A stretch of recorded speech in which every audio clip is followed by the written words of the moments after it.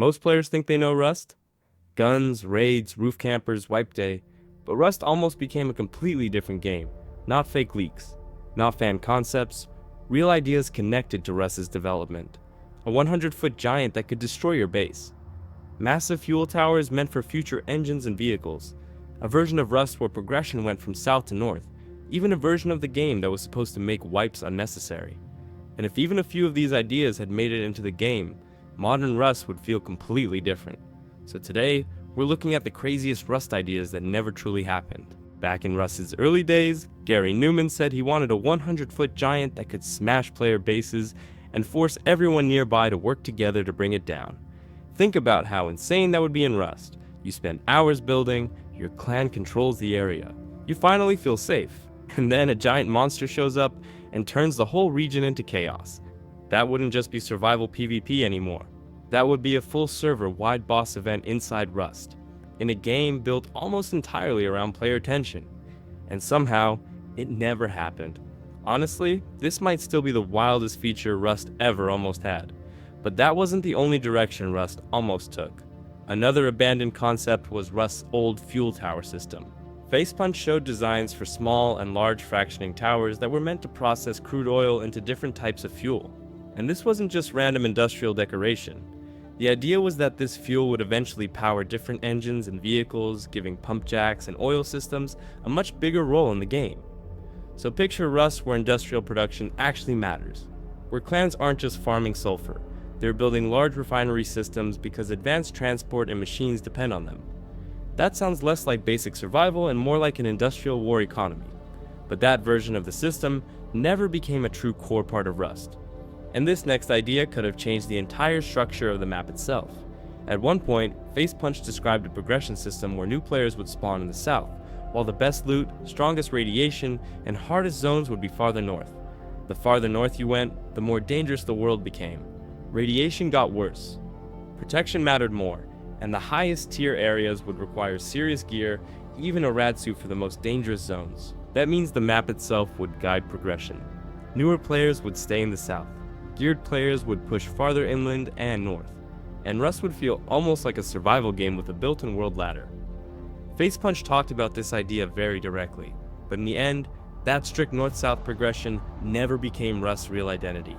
And compared to that, this next one might be even crazier, because there was a time when Facepunch openly talked about Rust eventually not needing wipes at all. The idea was that decay and resource management would keep the world under control naturally, without the need for constant resets. Just think about how huge that is. No wipe day hype, no fresh start culture, no monthly reset mentality. Just one long, persistent Rust world that keeps going. That would have changed the entire culture of the game.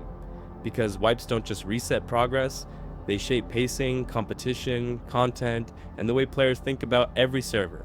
A no-wipe Rust would feel almost unrecognizable compared to what the game became.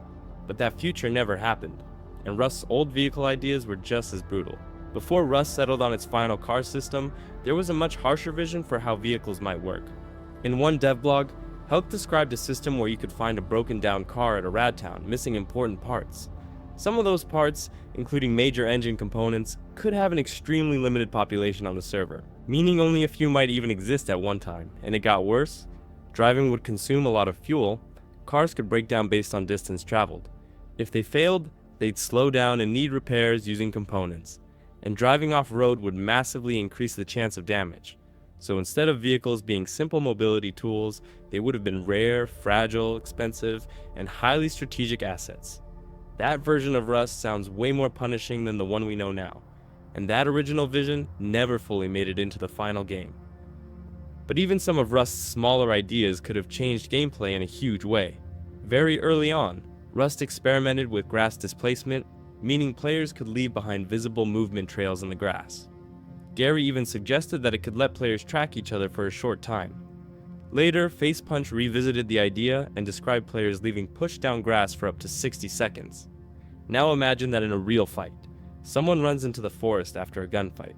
You lose sight of them, but the grass still shows exactly where they went. That would completely change escapes, ambushes, stalking, and hunting. It could turn parts of Rust into a real tracking game. But it never evolved into a major survival mechanic. It stayed experimental, and then disappeared into Rust's history. And then there's one of the weirdest progression systems Rust ever tried. Before blueprint progression became what players know now, Rust experimented with a system built around blueprint fragments, pages, books, and even libraries. Instead of just learning blueprints in a simple way, players could collect these different blueprint parts from loot, combine them, and redeem them for different blueprint tiers. You could even use fragments to improve research odds. So Rust almost leaned much harder into a progression system that felt like a mix of collecting, gambling, and tech advancement. It sounds strange now, but at the time it was a real direction. And then Facepunch changed course again. At one point they even talked about removing locked items and blueprints entirely, with everything craftable from the start under a different rework. So this system didn't just evolve, it got replaced. And that makes it one of the strangest abandoned progression ideas Rust ever had. And finally, there's the idea that may show the biggest alternate version of Rust's identity. In an early post about Rust's design, Gary described a world where players could build towns, organize themselves with matching clothes, set up alarms, traps, and defenses, and deal with enemies trying to disguise themselves and sneak in.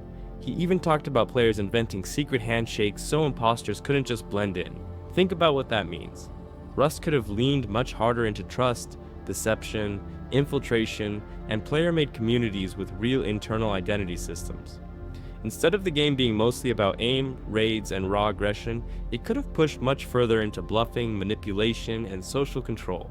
That version of Rust sounds less like the game we know and more like a completely different kind of survival sandbox. And honestly, that might be the most fascinating part of all. Because when you look at these abandoned ideas together, you start to realize something.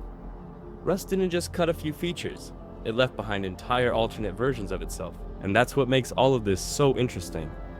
These weren't just made-up fan ideas. They were real concepts connected to Rust development. And if even a couple of them had actually happened, modern Rust would be a completely different game. So tell me in the comments which one should have been added to Rust, and subscribe for more videos on Rust secrets, cut ideas, useful content, and how games like this could become even better.